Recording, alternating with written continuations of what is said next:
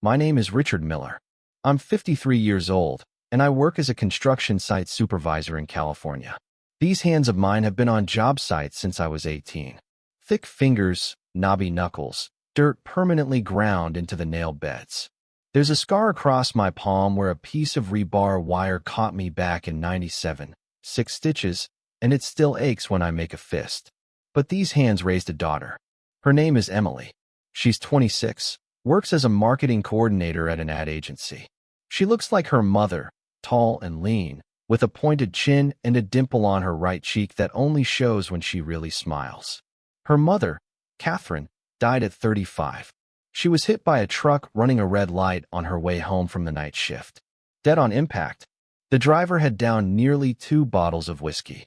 He got 12 years. After that, I raised Emily alone from age 7 to 26. I never remarried.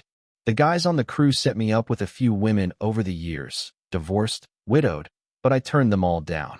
It wasn't that I didn't want company. It was fear. Fear they wouldn't treat Emily right. Fear of my girl getting hurt. There was one woman, Linda, I dated for about 3 months.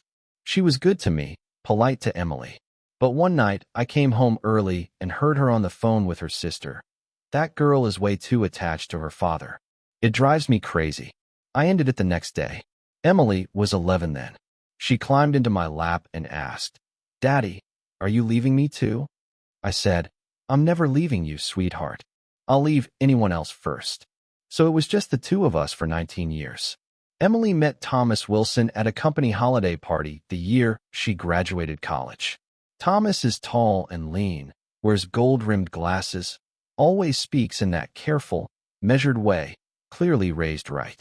They dated for 6 months before she brought him home to meet me. I cooked 4 dishes, cracked open a couple of beers, and we talked for 2 hours. He asked about my work, about my health, even fixed the leaking kitchen faucet. I thought, this kid's solid. Dependable. I didn't know then just how much raised right could hide. The Wilsons have a big house in Orange County with a pool in the backyard. Thomas's father was deceased, and his mother, Susan Wilson, had built a reputation as a capable, graceful widow. Thomas's uncle was a state assemblyman. His aunt was a pediatric surgeon. The whole family was money and status. The first time I met Susan was at Emily's birthday dinner. Susan had booked a table at a place called Paloma, 12 seats, for kinds of bread before the first course even hit the table. I wore the gray suit. Emily had bought it with her first paycheck, 300 and change, the nicest thing in my closet. I stood outside for a minute, looking through the glass at the chandeliers and crystal glasses, took a deep breath, and walked in. Susan was seated at the far end of the long table, in a cream-colored dress with a pearl necklace that wasn't small. Her hair was pinned perfectly in place. She smiled when she saw me, rose, extended a hand. "Mr. Miller, I presume? So lovely to finally meet you. I'm Thomas's mother, Susan." That smile was exactly like the one I get from site clients. Polite, practiced, precise. She shook my hand. Just fingertips, barely a squeeze, and she pulled back. Then she gave me a once-over, quick, less than 2 seconds, but I caught it.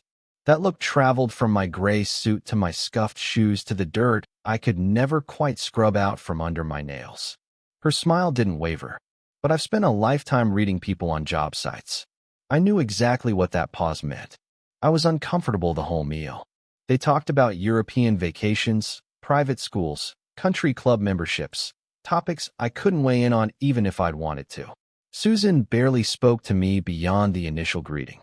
At one point she leaned toward her sister and said, just loud enough for me to catch, "The hardest thing with young couples these days is the family background gap. Makes everything harder down the road. Thomas is so kind-hearted.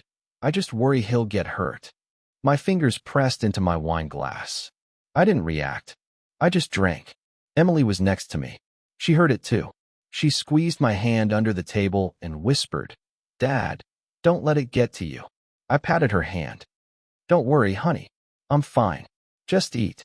The second time I went to Susan's house was to pick up Emily's laptop. She'd left it behind.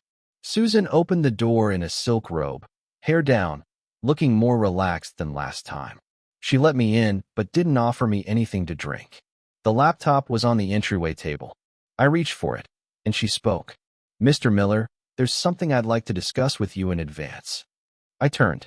She leaned against the doorframe with her arms crossed. Casual pose. But the words weren't casual at all. "About the wedding. I've talked it over with Emily as well. You know how young people are these days. They prefer simple affairs, nothing extravagant. We're thinking about 70 or 80 guests, mostly Thomas's side. For the bride's side, co-workers and friends, of course, but as for family members, the venue is limited. We simply can't accommodate everyone." I stood on her gleaming marble floor and looked at my own reflection. Gray suit, old shoes, out of place. "Mrs. Wilson," I said, keeping my voice even, "I only have one daughter. Her mother passed young. I raised her myself. When she gets married, her father needs to be there." Susan gave that same practice smile. Of course. I'm not saying you shouldn't be there at all. It's just that ceremonies are so chaotic with crowds. What if you come to the reception instead? The ceremony itself is barely 15 minutes. You wouldn't miss much." "I wouldn't miss much," I repeated. She waved a hand. "Oh, please don't misunderstand me. It's just that so many of my relatives will be there. Thomas's uncle, his aunt, his grandfather's side of the family. It gets overwhelming, and I'd hate for you to feel neglected. Besides, Emily agrees. She told me herself. She said her father would probably rather." She stopped, but the point was made. Emily agrees. Those two words shut my mouth completely. I picked up the laptop and said, "I'll be going then." I walked out. At the gate, I glanced back. The curtain on the second floor twitched. Someone was watching. Emily was home. She'd heard everything, and she hadn't come down. From that day on, I was systematically cut out of every part of the wedding planning. I wasn't added to the planning group chat. I found out about the engagement photos through Emily's social media feed. 9 pictures, all sunset beach shots, white dress, laughing at the camera. I left a like. The comments filled up fast. "Congratulations. Beautiful. Perfect couple." 2 minutes later, Susan replied to the thread. "Thank you, everyone. Wedding planning in full swing. The Wilson family. The Wilson family." For words that erased 19 years of father-daughter history. I said nothing. I turned my phone over, went to the kitchen, and ate a bowl of noodles by myself. I started making excuses to drop by Emily's place. Told myself I was bringing things, but I just wanted to see her. Susan was often there. Every time she saw me, she was all smiles. And every time, she'd find something for me to carry. "Oh, perfect timing, Mr. Miller. Could you move these boxes up to the attic? They're too heavy for me. The cabinet downstairs is a beast. Would you mind?" One time Thomas was there too. Susan had me drag an old leather sofa from the living room to the backyard. That thing was solid oak and genuine hide, heavy as hell. Sweat soaked through my shirt. Thomas stood there, lips moving like he wanted to say something. One look from Susan, and he swallowed it. When I straightened up, the old injury in my back seized, a sharp crack, and the world went white for a second. I braced against the wall until it passed. When I turned around, Emily was standing in the kitchen doorway with a glass of water, watching me. She opened her mouth. "Dad." I waved. "I'm fine. All done." She handed me the water. I drank it. She leaned in close and whispered, "Dad, you don't have to keep moving stuff for her. Susan just. She's the elder." I cut her off. "Helping out is the right thing to do. You focus on Thomas." Emily's eyes went red. She didn't say anything else. On my way down the stairs, I caught Susan on the phone in the hallway, not bothering to lower her voice. "Yes, that's the in-law. Comes over without calling first every time. It's so awkward.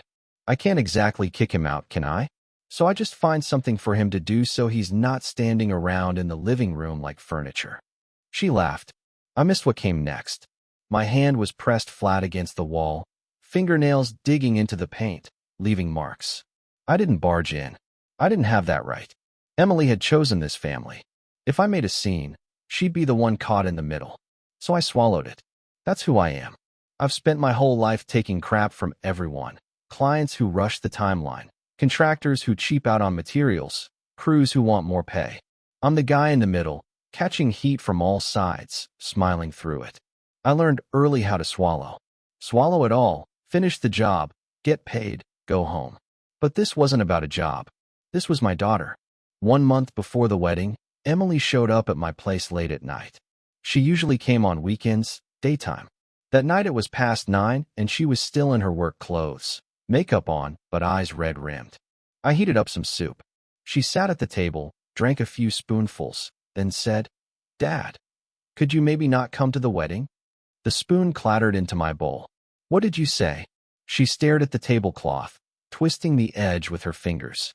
"Thomas and I talked about it, and Susan thinks, with so many people on the groom's side, and if the bride's side shows up with a lot of guests too, it'll be chaos.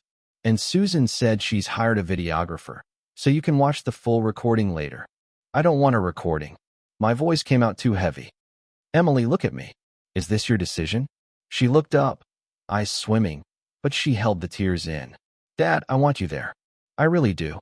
But Susan said too many family members on the bride's side changes the tone of the wedding. All her relatives are, well, they're pretty formal people, and she's worried I'll embarrass you." I finished the sentence for her. "Dad," her voice cracked, "why do you always assume the worst? Susan is she's particular about protocol. It's not personal. Thomas has been fighting with her about this for weeks. I'm stuck in the middle, Dad. What am I supposed to do? If I don't follow Susan's rules now, what's life going to be like after I'm married? Can you please, for once, think about what this is like for me?"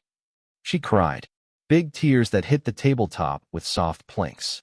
Watching her cry felt like someone was cutting me with a dull knife. This girl lost her mother at 7. I spent 19 years putting her back together, making her laugh again. And now, to marry into a respectable family, she needed to hide me. I said, "Fine, Emily. It's your wedding. You decide." She froze, looked up. "Dad, really? Really?" I grabbed a napkin and wiped her face. "Stop crying. You'll ruin your makeup. Susan's all about appearances, right? You show up looking like a raccoon, she'll have a fit." She laughed through the tears, then threw her arms around me, buried her face in my shoulder. "You're the best dad ever. I'm going to take such good care of you." I patted her back. All right. Go home and sleep. It's late." She left. I didn't clean up the bowls. I sat in the living room, opened a beer, and raised it toward Catherine's picture on the wall.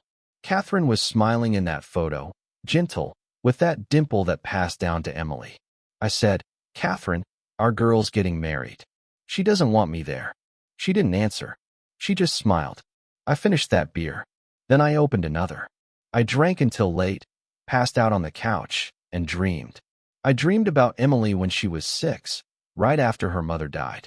She had a fever of 104. I carried her to the emergency room in the middle of the night, her mumbling, "Daddy, I'm cold," against my chest. I wrapped her in my jacket, froze myself. At the hospital, when they got the 4 in, she fell asleep with her tiny hand wrapped around my thumb. I sat by her bed all night. That hand was so small, so soft, like a bird in my calloused palm. Now that bird was flying into someone else's cage. The door was controlled by her mother-in-law, and the keys were Susan's. I woke up at dawn, face wet. I wiped it with my sleeve, splashed cold water, and went to work. Life went on, but something changed. I stopped dropping by Emily's place. Not out of spite, just no point. Susan was always there. She always found me a chore, always sent me away. Emily's eyes would start and stop.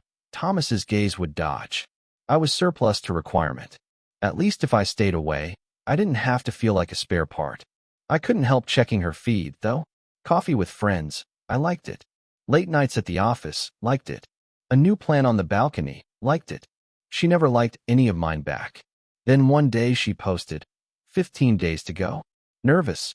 Susan replied underneath, "Don't be nervous, sweetheart. Everything's handled. Mom and Dad have your back." Mom and Dad. Who's Mom and Dad? Susan and her deceased Harry? Or was she including Thomas's uncle? Either way, it didn't include me. I put the phone down and went out to the yard for a smoke. I'd quit 6 years ago, but I'd picked it up again. One of the guys on the crew said, "What happened, Miller? You're smoking again." I said, "Just something on my mind." I crouched in the yard and watched the neighbor's kid on her bike, wobbling back and forth, her dad running behind with his hand on the seat, sweating, yelling, "Easy.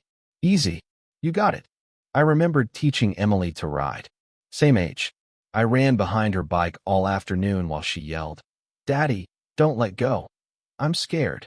I said I wouldn't. When she was steady, I let go without her noticing. She made it halfway down the block before she turned around and shouted, "Dad, you tricked me." I stood there laughing my head off. Now she was riding again, into Thomas's world. She didn't want me holding the seat this time. Her mother-in-law said she could do it on her own. I stubbed out the cigarette and went inside. That night, lying in bed, I couldn't sleep. A thought was taking shape in my head, clearer and clearer, refusing to go away. Something wasn't right. Susan Wilson wasn't just snobby. I've dealt with snobs my whole life. They look down on you. No subtlety about it. Susan was different. She was polite, always calling me Mr. Miller, always smiling. But every single one of her moves had the same effect, cutting a little more of me out of Emily's life. First the wedding guest list. Then the planning. Then finding me chores whenever I showed up. Then Emily herself telling me to stay away. It was methodical, like pulling a nail out of a perfect wall. Slow, careful, no marks left. Why? If she just thought I was beneath her, she could have ignored me and let me drift away on my own. She didn't need this much precision, this much control. This had to be covering something. What? I remembered something Thomas said once, offhand. I'd asked about his parents while he was fixing my faucet. His hand had paused on the wrench. My dad passed away. My mom's been holding things together on her own. I said, "I'm sorry." He'd mumbled something and moved on. Later, Emily mentioned Thomas's uncle, the assemblyman. I said, "What about his father's side of the family?" She'd paused. Thomas said they don't really keep in touch anymore. Something happened after his dad died. Something uncomfortable. What kind of uncomfortable? He never got into it. Something about his grandfather's side, thinking Susan wasn't transparent about the estate. I hadn't thought much of it then. Now it came back to me with a chill. Estate. Unclear. Cut off from the father's family. A widow who'd never held a job, but lived like a lady of means. And one more thing. Susan called herself a widow, but Thomas had told me his father's name, Harry Wilson. I'd Googled Harry Wilson once out of curiosity. Nothing. No obituary. No memorial notice. No grave information. A well-to-do man dies, and there's no obituary? I couldn't shake the feeling. The next day during my lunch break, instead of napping, I drove to the county records office. My old softball buddy Bob Harris worked there. He looked surprised when I walked in. "Richard, what brings you here? I thought you quit." I did. I took the cigarette he offered. "Now I'm back. Need a favor, Bob." "Who?" "Harry Wilson. Orange County. Died 12 years ago in a traffic accident." Bob frowned and disappeared into the file room. I waited outside. Half an hour later, he came back with an odd look. "Richard, what's this about?" "My daughter's father-in-law. Something doesn't feel right." Bob closed the door and lowered his voice. "The death record is here, dated 12 years back, but the certificate number is out of sequence." "What does that mean?" "Normal practice. Death certificates from the same area on the same day get sequential numbers. Harry Wilson's is 7 digits off from the ones before and after. This thing might have been filed late." My heart started picking up speed. "Anything else?" "Yeah." Bob lit another cigarette, took a long drag. "No autopsy report attached. By procedure, a traffic fatality has to have an autopsy on file. This one doesn't. Does that prove he's alive?" Bob shook his head. "No. But it proves there's a hole in this file." "What are you actually looking for?" I gave him the short version. He listened, then was quiet for a while. "I can't go any further, Richard. Out of my lane. But here's a thought. Check property records. If somebody dies, real estate, accounts, insurance, everything goes through probate. Leaves tracks. Where do I start?" "County recorder's office. Public records. Insurance. That's harder. You'd need an insider." I thanked him, went to my truck, and smoked another one. Over the next 2 weeks, I worked days and ran errands at night. 3 trips to the recorder's office before I finally pulled Harry Wilson's property history. 12 years ago, 1 month before his recorded death, he transferred a house worth $800,000 to Susan. Transfer type, gift. Gift, not inheritance. If someone dies, The estate goes through probate, death certificate, will validation, all that. A gift is between living people. No probate needed. Harry Wilson had gifted his wife a house while he was alive, 1 month before he died. Then insurance. I called an old client whose son-in-law worked in claims. 5 days later, he called back. Richard, I found the file. Harry Wilson, term life policy, 1 million even. Beneficiary Susan Wilson, paid in full. But there's an odd document attached. What? A waiver. Signed 3 days after payout. The beneficiary waived all right to pursue additional civil damages from the at-fault party. You know what that means. She didn't want the case going anywhere. Exactly. Normal people want to squeeze the other driver for every dime. Susan took her check and signed off. What? I hung up and leaned back in my seat, eyes closed.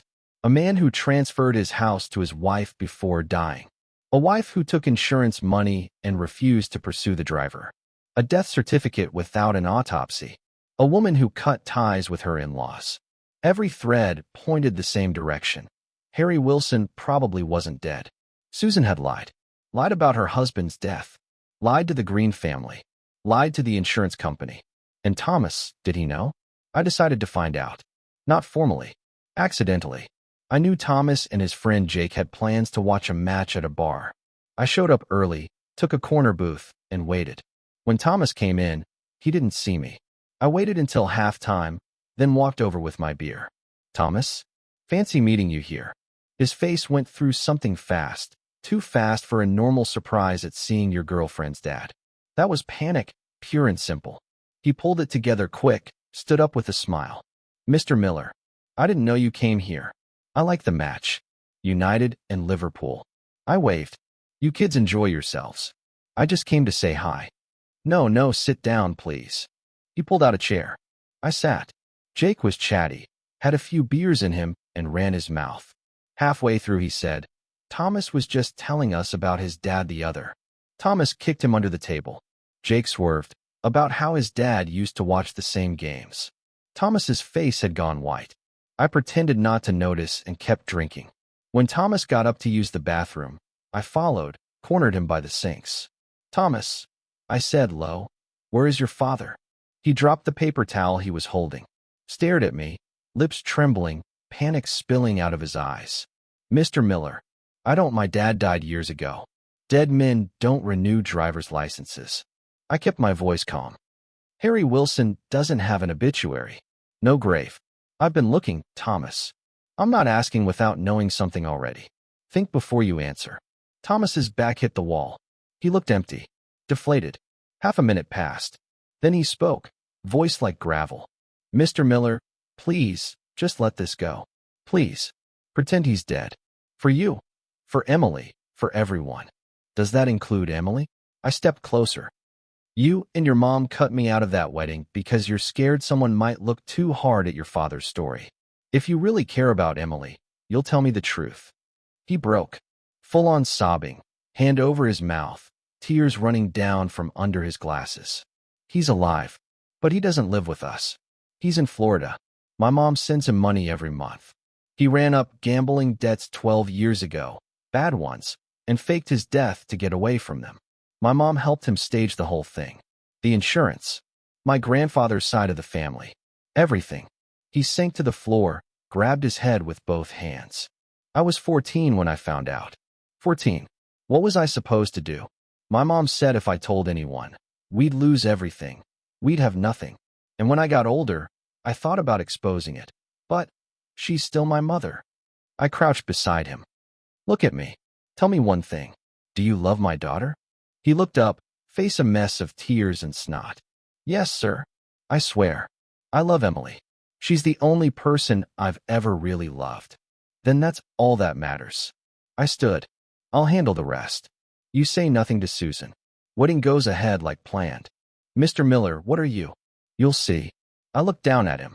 Do you want to stop being controlled by your mother? He blinked through the tears. Nodded hard.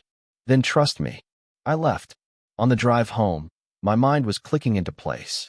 All that swallowing I'd done, the cold shoulder, the distance from Emily, the feeling of being a stranger in my own daughter's life. I'd swallowed it because I didn't want to make things harder for Emily. But now I saw the real picture. Susan wasn't afraid I'd embarrass her. She was afraid I'd show up, talk to Green family relatives, ask the wrong question, stumble into something. She wasn't scared of my rough edges. She was scared of me, a father who wouldn't leave things alone. So I decided not to leave things alone. I needed proof. Solid, unshakable proof. Proof that would make Susan agree to my terms and keep her in line afterward. Next day I went back to Bob.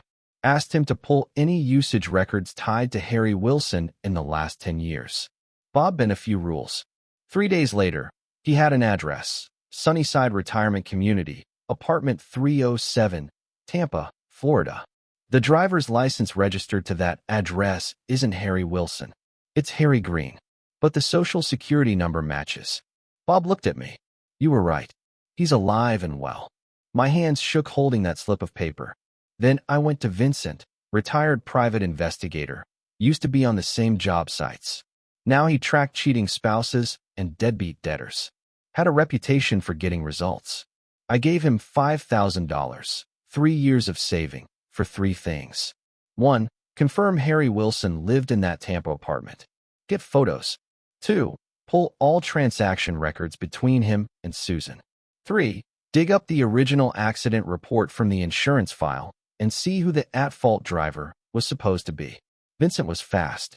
For days later, he handed me a manila envelope. 3 items. First, 3 photos. A gray-haired man sitting on a balcony in the Florida sun, wearing a loud floral shirt, a cigarette between his fingers. His face had Thomas's bone structure. Second, a bank statement. Harry Green's account, depositing $1,200 a month into the same account for 12 years. Account holder, Susan Wilson. Third, a photocopy. The original police report for the traffic accident listed a driver named Luis Gonzalez. Vincent had run that name. The man had never held a commercial license. 12 years ago, he'd been washing dishes in a New York diner. Couldn't have been in California. The accident report was fake. Susan had paid someone to fabricate it. I sat in my truck, going over the documents again and again. The sun was hot through the windshield, warming my back, but I felt cold all over. This woman had faked her husband's death to cover his escape. Defrauded an insurance company out of $1 million. Stolen from the Green family trust for 12 years. Made her son complicit in the whole scheme. And to keep the act going, she needed to cut me, Emily's father, out of the wedding picture. Because I might chat with the Green side of the family at the reception. Might ask where Harry's grave was. Might mention something that didn't add up. She couldn't risk it. So she pulled me out. Neatly, cleanly, without a trace. She thought I was just dumb muscle. Would take it lying down. She was wrong. I pocketed the envelope, drove home, stopped at a print shop.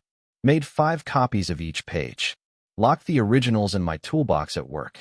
Divided the copies into 3 separate folders. I'm careful. Always have been. I've seen too many job site accidents caused by someone cutting corners. The reason I'm still walking with all my parts is simple. I don't cut corners. I get the facts. I get the proof. I make my move. The night before the wedding, Emily sent me that voice message. I could hear the wind in the background. She must have been on a balcony.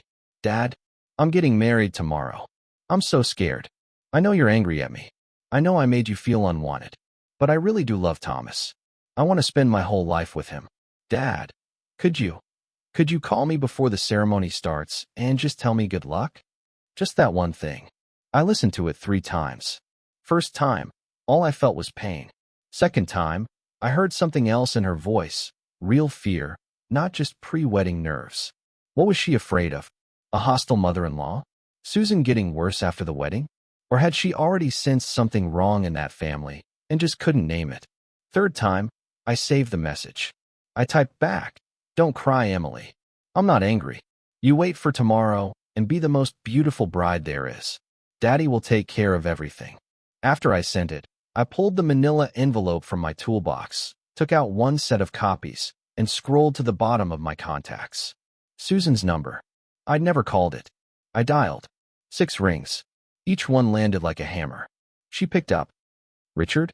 What is it at this hour?" I kept my voice flat, flatter than I thought I could. "Susan, I'd like to talk to you about your husband. Harry. Silence. 5 full seconds. Then her breathing changed, grew ragged, audible. What are you talking about? Low, shaky, barely controlled. What do you know? Not much, I said. Just that there's a Harry Green living in apartment 307 at the Sunnyside Retirement Community in Tampa, Florida, who deposits $1,200 a month into an account under Susan Wilson's name. Also that the driver in the accident that killed Harry Wilson, one Luis Gonzalez, was washing dishes in New York at the time and never had a CDL. Also that the death certificate sequence number is off and there's no autopsy. So tell me, Susan, what should I be looking at next? A clatter. Something hit the floor on her end. Her voice went high and hoarse. Richard. How could you? Who told you all this? Nobody told me. I looked. I kept the pressure even. You've been collecting trust money from the Green family for 12 years. You collected $1 million from the insurance company. You made your son lie for you for 12 years. And now, to keep the whole thing from falling apart, you're kicking the bride's father out of the wedding because you're scared I'll talk to the Greens. What do you want? Simple. I said it slow. The wedding goes ahead tomorrow. Pastor Charlie does the ceremony. I sit in the front row, right behind my daughter. You keep your mouth shut during the whole thing. Don't make a scene. Don't do anything that spoils her day. That's it? That's all you want. Susan, I'm not here to ruin Emily's wedding. That's the most important day of her life. But if you give her a hard time, in front of anyone, at any point, or if you try to punish her afterward, every Green relative at that wedding will be reading these documents by the end of the reception. Are we clear? A long silence. Then Susan's voice came back, broken, hollow, like the spine had been pulled out of it. You win. Fine. Fine. I'll do what you say. But if you dare to, I want this wedding smooth more than you do. I cut her off. She's my daughter. I hung up, sat in the trailer, and watched the dark through the window. Phone lit up again. Emily. Dad, you didn't say good luck yet. I typed back. Good luck, sweetheart. Tomorrow you're the most beautiful bride in the world. She sent a crying emoji. I love you, Dad. Love you too. I pocketed the phone, turned off the light, lay down on the cot, and stared at the ceiling. Couldn't sleep. Tomorrow, I was going to my daughter's wedding. Front row. No more swallowing. The venue was Morning Glory Estate, south of Orange County. I'd driven past it plenty of times. Big lawn, white building, flower arch, white chairs with white ribbons. I woke at 5. Showered. Shaved. Ironed the gray suit. It had been hanging in the closet since that dinner at Paloma, shoulder seams all creased. The tie was dark blue with tiny white dots, Emily's Christmas present last year. Took 3 tries to get the knot right. I looked at myself in the mirror. 53-year-old construction supervisor, salt and pepper hair, sun damage and wrinkles, hands that had never learned to be soft. Nothing about me matched the surroundings. But today I stood straight. I got to the estate just before 9. Guests trickled in, all well-dressed. At the check-in table, I signed my name.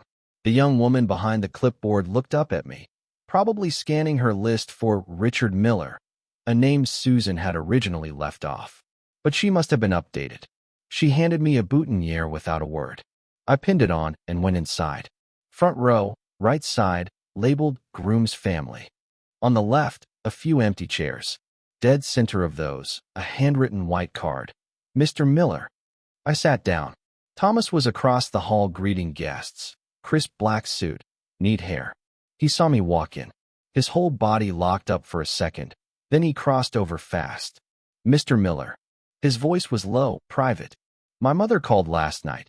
She told me to tell you thank you. I looked at him. What are you thanking me for? His eyes went wet suddenly. For not ruining it today. For what you did for Emily. And for making me. He couldn't finish. I clapped his shoulder. Enough. You're the groom. Don't look like you're going to a funeral. Go work the room. He nodded hard, turned, and I saw him wipe his eye as he walked away. Susan hadn't appeared in the main hall yet.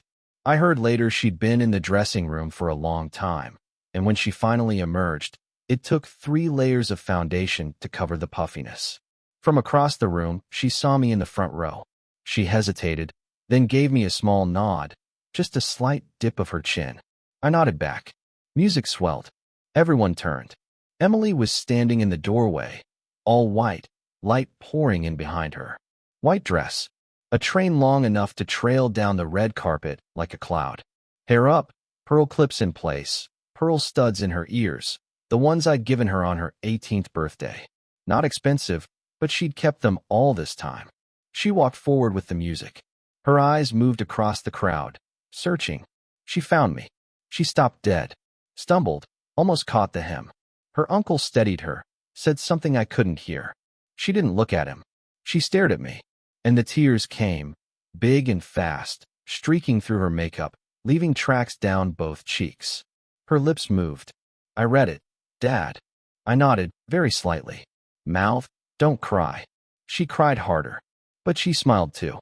She walked the rest of the way smiling and crying at the same time, and reached Thomas.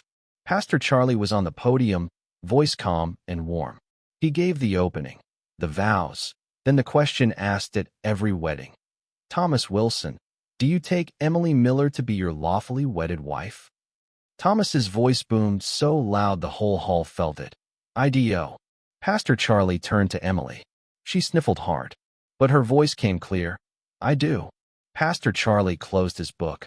I now pronounce you husband and wife. Applause. Emily threw her arms around Thomas. He kissed her. Friends whistled and cheered. I sat there clapping, mouth smiling, but my eyes were leaking. I wiped them with my sleeve. The reception was in the glass hall, dozens of round tables, a champagne pyramid stacked 7 tiers high. I sat at a corner table with Emily's friends and co-workers. Young people, lively, nobody cared about my age or my clothes. Emily changed into a red cocktail dress and made the rounds with Thomas. When she reached my table, she stopped in front of me. Her eyes were wet again before she got a word out. I stood, raised my juice glass to hers. Dad, she whispered, lips trembling. Thank you for coming. It's your wedding, I said. Where else would I be? She leaned in close. Susan called me this morning. She told me to make sure I thank you properly. Dad, what did you say to her? Nothing. I patted her shoulder. She just realized some things. As long as you're happy in your new home, that's all that matters. She opened her mouth to say more, but Thomas was there, arm around her, raising his glass to me. Mr. Miller, I want to thank you for raising Emily so well. We drank. They moved on. I sat back down. Across the room, Susan was making conversation with the Green relatives. Her smile was the same practiced, perfect smile, but I could see her glancing my way every few minutes. Watching me, fearing me. I didn't look at her. I stayed at my table, talked to Emily's friends, heard funny stories about her at work, laughed with them. Later I got up to use the restroom and passed the Greens table. An old woman, maybe early 70s, with silver hair and gold-rimmed glasses, stopped me. You're the bride's father, aren't we met before? I paused. Yes. Good to see you again. She studied my face for a moment, then lowered her voice. May I ask you something? Have you seen Harry? My chest tightened. Harry who? Thomas's father. Her voice dropped further. I'm his aunt. That boy. The way he left, so sudden, so many loose ends left dangling. Over the years I've always felt something was off. And today, seeing you sitting in the front row, I had the strangest thought, that perhaps I'm not the only one who suspects. Her eyes were cloudy but sharp, unease in them, a thread of hope I didn't quite understand. I said, Ma'am, sometimes knowing too much isn't comfortable. Just remember that today's wedding was beautiful. The groom's a good man. The bride's a good woman. The rest of it, let it go. She looked at me for a long, long time. Then she smiled. There was relief in that smile. You're a wise man. Your daughter married into the Green family. She won't be mistreated. I can promise you that. She raised her glass. To the happy couple. I raised mine. To the happy couple.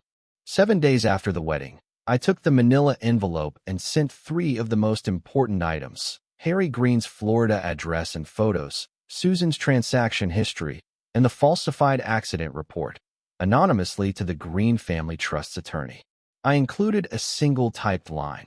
Please verify whether the monthly payments to Susan Wilson under the widow's provision are still warranted by facts. That was all. 2 weeks later, Susan called. I was on site, wearing gloves, moving rebar. I wedged the phone between my ear and shoulder. She was sobbing, full meltdown. Not the controlled, panicked voice from before. This was total collapse. Richard, it was you, wasn't it? The attorneys from the trust came. They stopped everything. Every cent. They're talking about fraud charges. I've got nothing. Nothing. The house is going on the market. Thomas won't even take my calls. You destroyed me. I kept walking, rebar in my hands. Susan, I didn't destroy you. You did that yourself 12 years ago. I just told people the truth. What do you know about it? You crude, common, low class. I had no choice. Harry ran out, and I had a 14-year-old boy. What was I supposed to do? Lie to everyone who trusted you? I stopped, spoke louder into the phone. Your son was 14, and you made him carry that weight on his own. You let the Green family live 12 years, thinking their relative was dead. You took $1 million from an insurance company you defrauded. Susan, when was the last time you slept through the night? Nothing but sobs on the other end. You don't have to pretend anymore, I said. You don't have to worry about me showing up at any of your parties. All you have to worry about is what you've already done. I hung up. A month later, Thomas and Emily came to see me. They pulled up in a little rental hatchback, Emily leaning out the passenger window shouting, "Dad, we got a new couch." We moved. I walked out to meet them. Thomas opened the trunk, unloaded a case of beer and a box of pastries. He was in an ordinary t-shirt, no gold-rimmed glasses, looked more relaxed than I'd ever seen him. After Emily went into the kitchen to cut fruit, Thomas and I sat in the living room. He cracked a beer, drank, then said, "She's in a small apartment now. The big house is sold. She cries a lot. Apologized to me. Said she's sorry I had to carry all that when I was a kid." What did you tell her? Long pause. I told her, "Mom, it's not me you need to apologize to. It's the Greens. The people you lied to for 12 years. And it's yourself." I saw something real in his eyes. The old woodenness was gone. "Mr. Miller." He set the beer down. "I know you still have copies of everything. She's got nothing left. The trust is gone.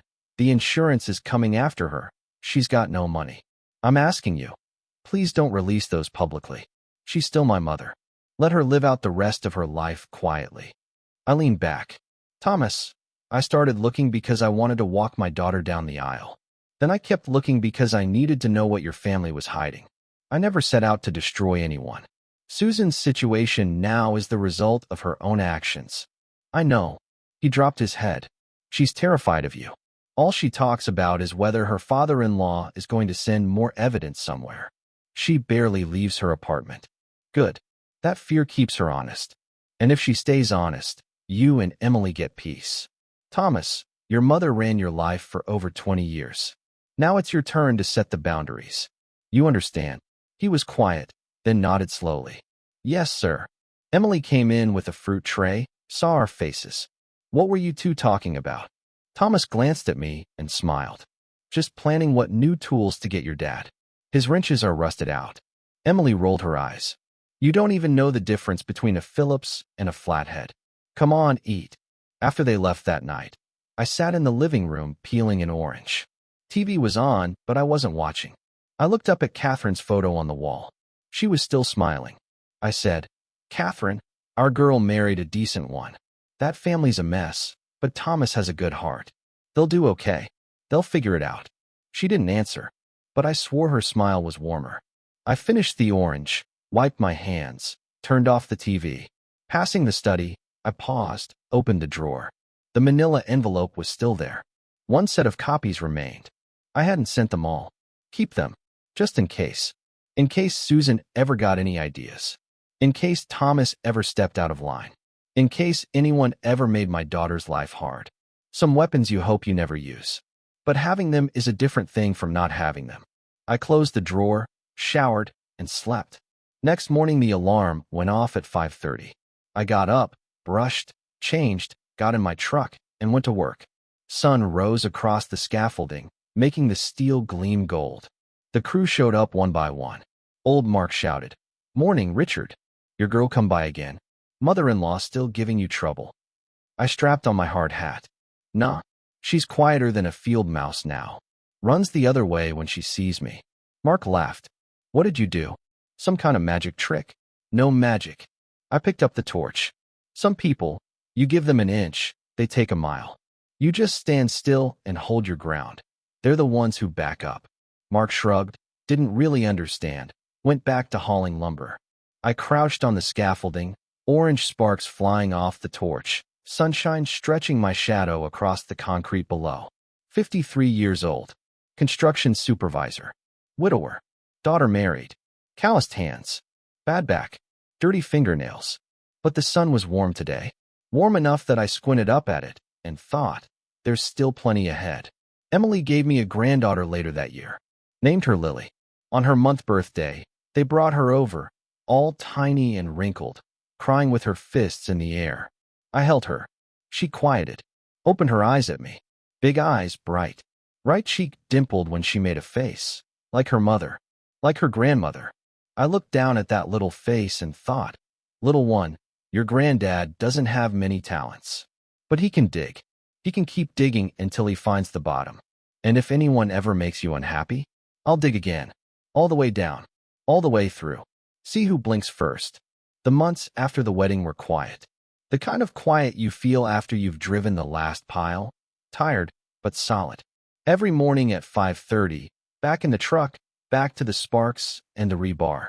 Life fell back into its grooves. But some things were different. When my phone rang and Emily's name came up, her voice was warmer. Longer calls. No more rushed goodbyes. She'd talk about a recipe that went wrong, a washing machine Thomas broke, Lily rolling over for the first time. I'd sit on the other end, making listening noises, with a smile I couldn't help. Susan, on the other hand, the old Susan, the one with the perfect public posture, was gone. I ran into her at the grocery store once. She was at the other end of an aisle, pushing a cart. Saw me. Froze. Nearly dropped a can. I gave a slight nod from a distance. She nodded back, flustered, and hurried off into another aisle.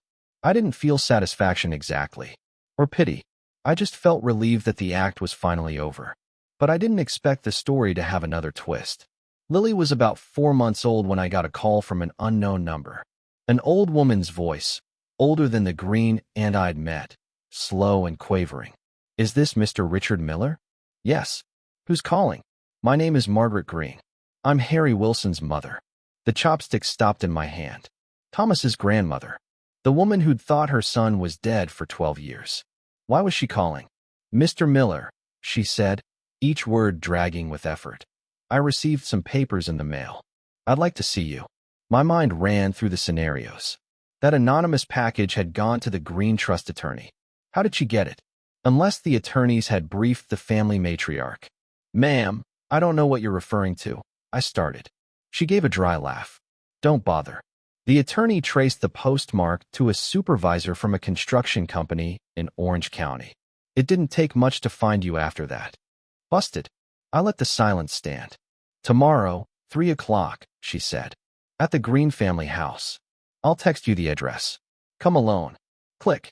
I stared at the screen a long time. The Green family house, Harry Wilson's childhood home. Susan had cut all ties after the death. I drove out there the next afternoon, clean shirt, 40 minutes north. Spent the whole drive turning over possibilities. Was she angry? I'd exposed her daughter-in-law, cost the family money. Grateful? She finally knew her son was alive. Her voice on the phone hadn't been angry or grateful. It had been something else. Weariness, maybe. Long unresolved pain. The house was on a hill, white with red roof tiles, ivy creeping up half the facade. I parked, pushed the gate open. Old rose bushes in the yard, mostly dead, untended. Margaret Green sat on the porch in her rocking chair, a plaid blanket over her knees. She was older than I'd imagined, completely white hair, face cross-hatched with deep wrinkles. But her eyes were sharp, unsettlingly sharp. Sit. She gestured to the chair beside her. I sat. She studied me. Slow, from my face to my hands to my boots. Then she gave a small nod, almost to herself. You work construction? Supervisor. I clarified. Close enough. She waved. Calloused hands. I trust calloused hands. She took a sip of water, then reached for an envelope on the table next to her. Shook out the contents. Copies of everything I'd sent to the trust attorney. From you. Statement. Yes. How long did you spend on this? About 6 weeks. What was your aim? I met her eyes. To get to my daughter's wedding. She blinked. Then she laughed. A short one at first, then bigger, rattling her chest until she coughed. When she stopped, her eyes were wet. For a wedding invitation. You uncovered a 12-year secret. My daughter was about to marry into your family without her father at the ceremony. I said, if you were in my shoes, wouldn't you have looked? She was quiet, then nodded, slowly. Yes. She refolded the papers, tucked them back in the envelope. Do you know how I spent those years? She said, voice going quiet. I waited. When Thomas was 14, my son Harry died. A car crash, Susan told me. I went to the hospital. They wouldn't let me see the body. Too disfigured, they said. Susan was sobbing, so distraught.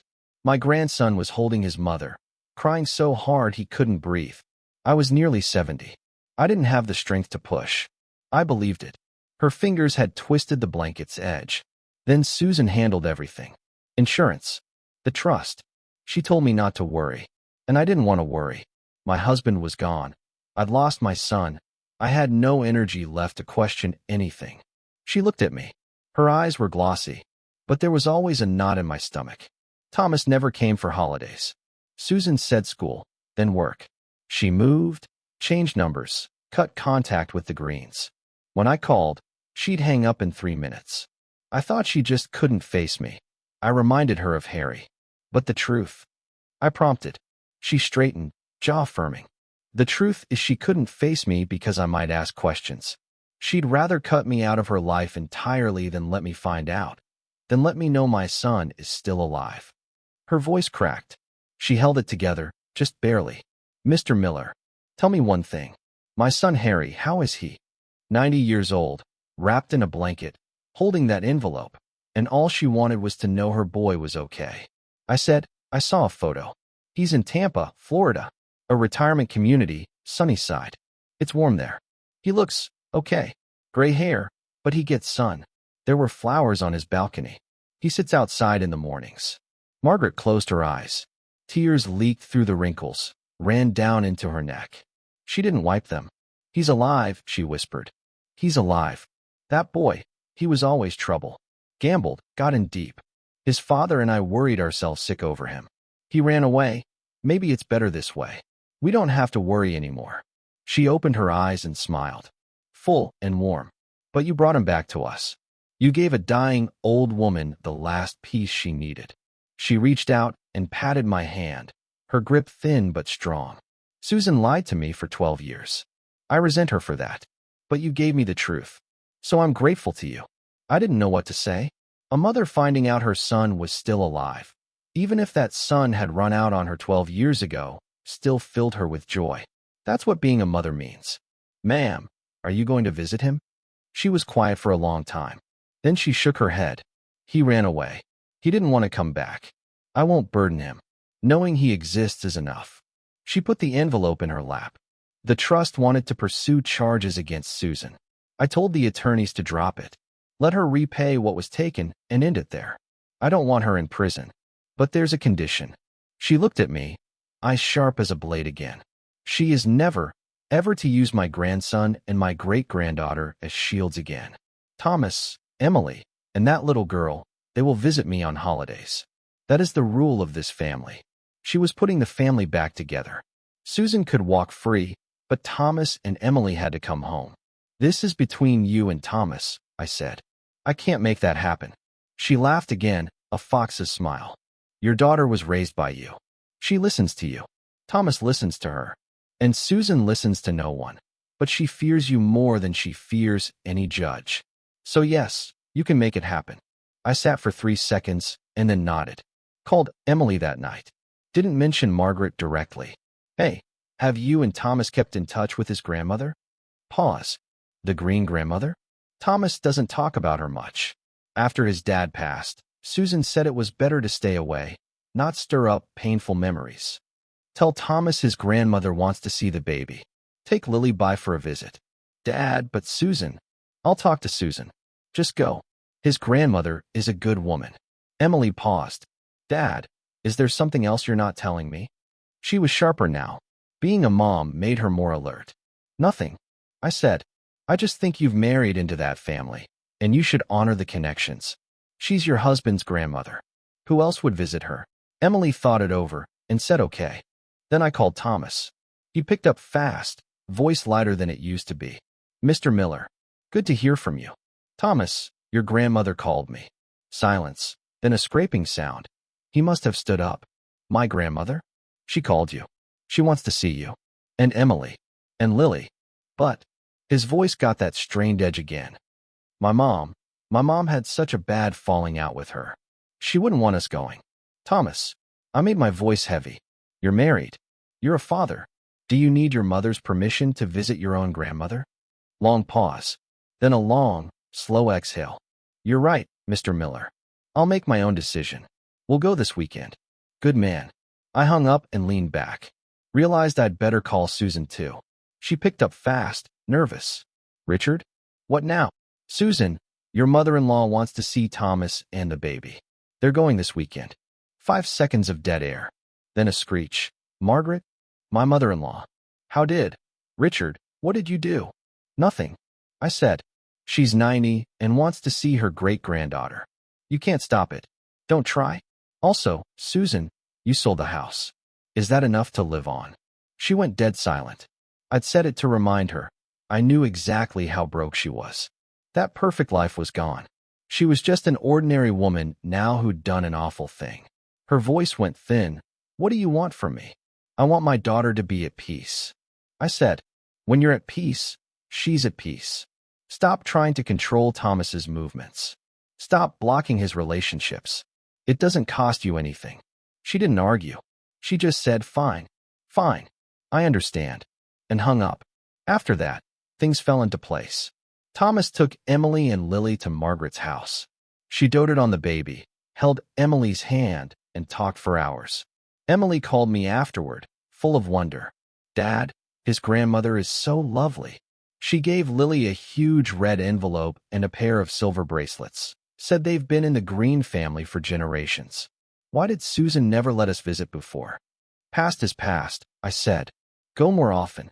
She's old. You don't get many chances. You talk like you're ancient yourself. She laughed and hung up. Thomas sat with me another time at the job site trailer. He brought beer, popped 2 cans, handed me one. Went to Grandma's 3 times this month. Every time she asks about Dad, I tell her he's in Florida. She nods and changes the subject. I think she knows. She just accepted it. Good. She's a wise woman. Mom sighed. He drank. She's lost weight. Barely leaves her apartment. She asked if I'd been to see Grandma. I said yes. She didn't say anything else. She's adjusting, I said. When you fall from high up, it takes a while to land. As long as she doesn't cause trouble, she'll be okay. Thomas looked at me. Mr. Miller, I used to be so afraid of her. She said jump. I asked how high. Now she doesn't tell me anything and I feel empty. You'll get used to it. She ran your life for 2 decades. You're only now learning how to be your own man. One day at a time. He smiled, clinked his chin against mine. Life settled. I heard Susan took a job at a flower shop, arranging bouquets, low pay, but enough. Her first time ever working with her hands. The elegance, the status, the show, all gone. But people who knew her said she seemed more peaceful than before. Margaret Green made it to 91. Then her health went downhill. Thomas and Emily visited every weekend. She told my daughter stories about Harry as a boy, about the old Green family days, about how seeing Lily brought her real peace. She passed that winter. Quietly, in her sleep. I went to the funeral. Stood in the back row. Thomas and Emily were up front with Lily. She was too young to understand. Margaret's will left her pearl necklace to Emily, inscribed, for the Green family's great-granddaughter-in-law. Emily wore it at the service. Later she came home and cried in my arms. Dad, she really loved me. She treated me like her own. I patted her back. You are her own. Susan was at the funeral too, black dress, pulled back hair, no makeup. She looked like a regular middle-aged woman. She stayed at the edges, didn't push forward. After the service, she spoke to Thomas briefly, then caught my eye across the lawn. I nodded at her. She hesitated, then nodded back. Then she walked away alone. Later, Thomas told me Susan had moved to Florida. She was going to Tampa to find Harry Green. I didn't stop her. That was their story. The man who'd run 12 years ago, who'd let his wife carry his secret. Now she was going to find him. What happened when they met? Tears, fights, reconciliation, or complete failure? I had no way of knowing and no investment in knowing. All I heard was that Susan found a job at a flower shop in Tampa, arranging stems, and Harry sometimes came by to sit and talk. Two people who'd lied to each other, for so long, somehow ended up sitting in the sun together. Not a fairy tale ending, but not a disaster either. As for me, I'm still on the job sites. 55 now. Back's worse. But I keep going. Lily's too. She walks, she talks, and every time she sees me she yells, "Grandpa," and runs into my arms. When I pick her up, my bad back pops, but I grit my teeth and hold on. Emily always yells from behind me, "Dad, put her down. She's over 20 pounds. I'm fine, I say. Your grandpa's strong. Lily puts her small hands on my collar and babbles tunes I don't recognize. Sunlight hits her face. The dimple on her right cheek winks at me. Just like her mother, just like her grandmother. I stand in the yard with her in my arms and watch clouds drift across the sky. Susan thought I was an embarrassment to hide. Thomas thought he'd be under his mother's thumb forever. Margaret thought she'd die without knowing where her son was. My daughter thought she had to swallow her pride to keep her marriage together. They were all wrong. The truth cracks things open. Pretense, appearances, carefully maintained lies. But it never destroys what truly matters. What truly matters was Emily's eyes finding me on that aisle. Thomas learning to say no to his mother. A 90-year-old woman dying with the quiet knowledge that her son was still alive. What truly matters is standing outside with my granddaughter in my arms, under a warm sun, watching clouds move, thinking, life still goes on. I'm Richard Miller, construction supervisor. Calloused hands. I'm not a man with many talents, but I can dig. And that one skill, it was enough.